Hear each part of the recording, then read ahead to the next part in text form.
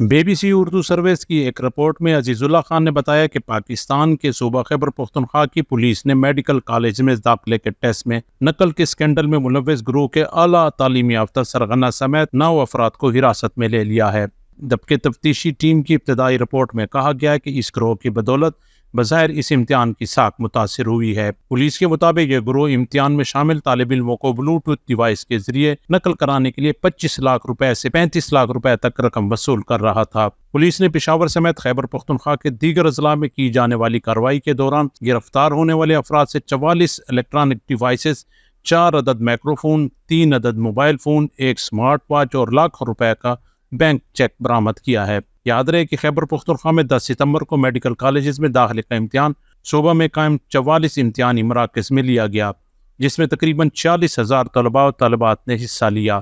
اس امتحان سے پہلے چیف سیکرٹری اور دیگر اعلیٰ حکام کو اطلاع موصول ہوئی تھی کہ اس امتحان میں بڑے پیمانے پر نقل کا منصوبہ بنایا گیا ہے، جس کے جانچ پڑتال کے لیے امتحانی مراکز میں سختی کی گئی اور 200 سے زائد بلوٹوتھ ڈیوائسز برآمد کی گئیں۔ ان طلباء و طالبات کے خلاف FIR درج کر کے انہیں پولیس کے حوالے بھی کیا گیا ہے۔ پولیس نے پریس کانفرنس میں کیا بتایا؟ جمعہ کے روز پشاور میں CCPO سید اشفاق انور اور ریجنل پولیس آفیسر کوہاٹ شیر اکبر خان نے ایک مشترکہ پریس کانفرنس میں بتایا کہ اب تک کی ابتدائی تفتیش میں جن افراد کی نشاندہی ہوئی ہے، ان میں سے 2 سرکاری ملازم شامل ہیں جو آپس میں بھائی ہیں اور بظاہر اس نیٹ ورک کے ماسٹر مائنڈ بھی ہیں۔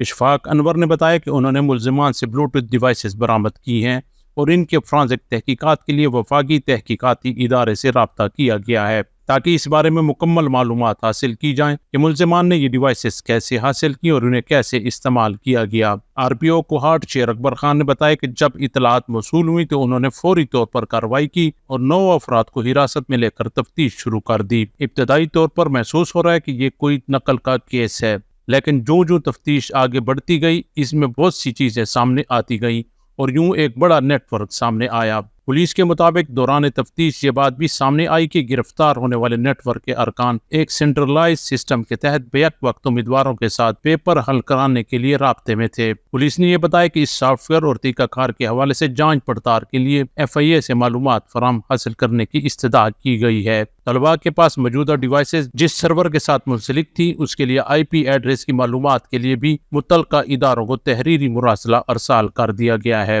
منظم نقل سے ڈاکٹر بننے کا شوق۔ ایجوکیشن ٹیسٹنگ اینڈ ایویلویشن ادارے ایٹا کے حکام کے مطابق انہوں نے امتحانی حال میں طلباء اور طالبات کی تلاشی لی اور 200 سے زائد امیدواروں سے یہ بلوٹوتھ ڈیوائسز برآمد کی۔ اس بارے میں پشاور ہائی کورٹ میں درخواستیں دی گئی جس پر سماعت کی جا رہی ہے، تاہم عدالت نے نتائج پر حکم امتناعی جاری کیا ہوا ہے۔ پشاور ہائی کورٹ کے جسٹس عبدالشکور اور جسٹس ارشد علی اس کیس کی سماعت کر رہے ہیں۔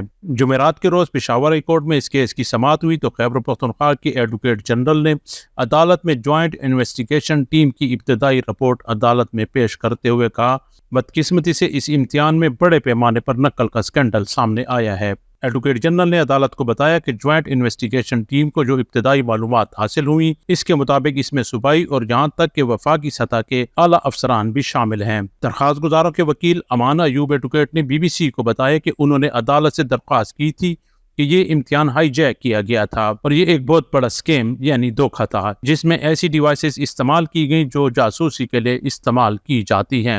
ایڈوکیٹ جنرل خیبر پختونخوا عامر جاوید کے مطابق اس امتحان میں 90% سے زائد نمبر حاصل کرنے والوں کا تناسب بھی بہت زیادہ ہے، جس پر بہت زیادہ شکوک و شبہات پائے جاتے ہیں۔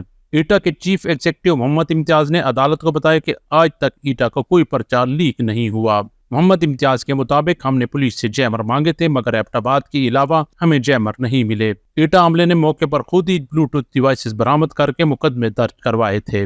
عدالت نے ایڈوکیٹ جنرل سے استفسار کیا کہ جوائنٹ انویسٹیگیشن کی مکمل رپورٹ کب آئے گی، جس پر اٹارنی جنرل نے بتایا کہ رپورٹ ممکنہ طور پر اگلے ہفتے تک آ سکتی ہے۔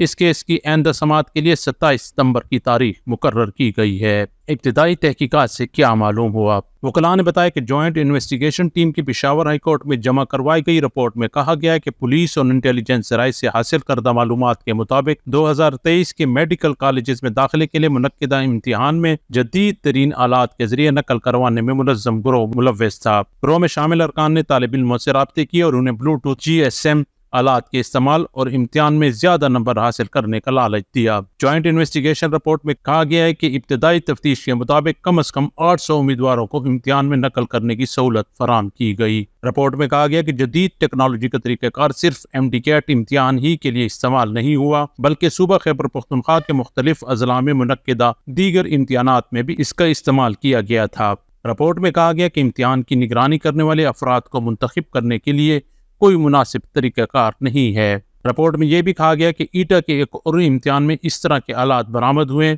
جس میں کوئی مناسب اقدامات نہیں کیے گئے تھے۔ رپورٹ میں یہ بھی کہا گیا کہ MD-CAT کے امتحان میں جاری کردہ ابتدائی سمری واضح کرتی ہے کہ امیدواروں نے غیر معمولی طور پر گزشتہ برسوں کے مقابلے میں بہت زیادہ نمبر حاصل کیے ہیں۔ رپورٹ کے مطابق جوائنٹ انویسٹیگیشن ٹیم اس نتیجے پر پہنچی ہے کہ امتحان کی ساخت پر کوئی سمجھوتہ نہیں کیا جا سکتا۔